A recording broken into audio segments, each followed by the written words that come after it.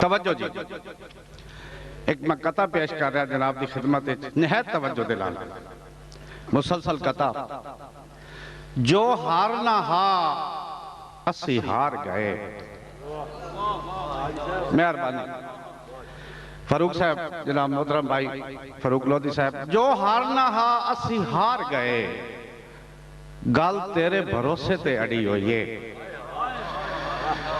जो हारना हा असी हार गए, गल तेरे भरोसे ते अड़ी हुई है। साडी अख फकीर नी चा कासा पै सखी दे बूहे ते खड़ी हुई है। मेहरबानी मेहरबानी मेहरबानी जनाब, मेहरबानी मेहरबानी जनाब मेरे मोहतरम भाई मतलब गुलाम मोहम्मद आहिर साहब। जो हारना हा असी हार गए, गल तेरे भरोसे ते अड़ी हुई है। साडी अख फकीर नी चा कासा तैं सखी दे बूहे ते खड़ी हुई है। ते विच पा दे खैर मुहब्बतां दा,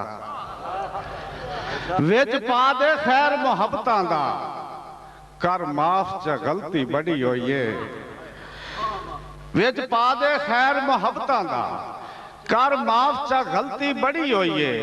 और तेरे बाज तबीबा कौन कटे जेड़ी पीड़ वजूद च वड़ी हुई है। मेहरबानी जनाब, मेहरबानी। तेरे बाज तबीबा कौन कटे और जेड़ी पीड़ वजूद च वड़ी हुई है। और असा खालिस नीयत दे सोने विच तेरे नां दी मुंदरी घड़ी हुई है। असा खालिस नीयत दे सोने विच तेरे नां दी मुंदरी घड़ी हुई है। नाले सिदक यकीन दे मोतियां विच चवा पासों ठोक के जड़ी हुई है। और हुण चीची तू लाया भी नहीं लांदी, ये जो तया दे नां दी चढ़ी हुई है। मेहरबानी जनाब, मेहरबानी जनाब, मेहरबानी। असा खालिस नियत दे सोने विच तेरे नां दी मुंदरी घड़ी हुई है।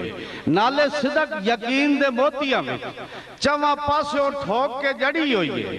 हुण चीची तू लाया भी नहीं लांदी, ए जो तया दे नां दी चढ़ी हुई है। बूआ खोले न खोले ए तेरी मर्जी, और कुंडी तेरे दरवाजे दी फड़ी हुई है। और साडे वस हयात आ ढह पवना, और तेरे बूहे ते आके ढह पाया।